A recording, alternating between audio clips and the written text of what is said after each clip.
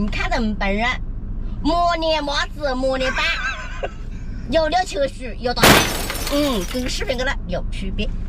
Hello， 院长。Hello。大白，我是你这比我看的相片要漂亮的多呀。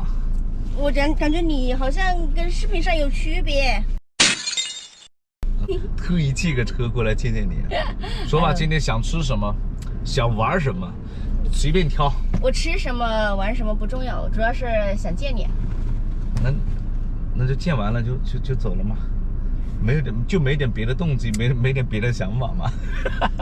用我们这边的话，怎么来形容？用我们老家话讲，用我这乡话讲啊。你看咱们本人，磨练帽子，磨练板，有了情绪，有导演，跟视频跟它有区别。那个先强调，我不打鼾，打鼾这个是你怎么知道的？你怎么晒黑了啦？老家的太阳特别喜欢我，只能这么讲。我只能说，你的粉丝应该是被你的美颜所欺骗了。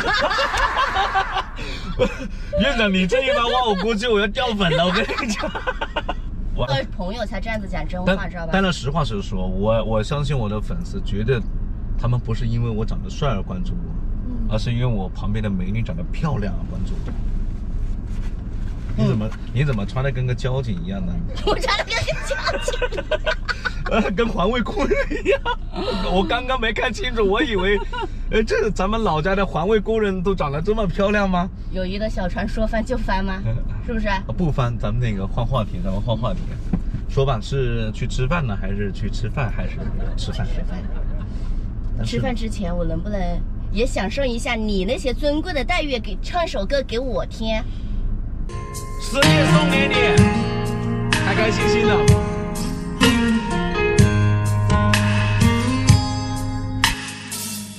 我把梦撕了一页，不懂明天该怎么写。冷冷的街，冷冷的灯，照着谁？一场雨湿了一夜，你的温柔该怎么给？冷冷的风，冷冷的吹，不停歇。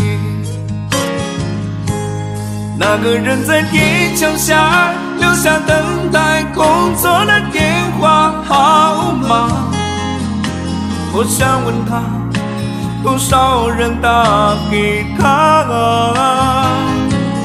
随手放开电话上那本指引你出心灵的密码，我的未来依然没有解答。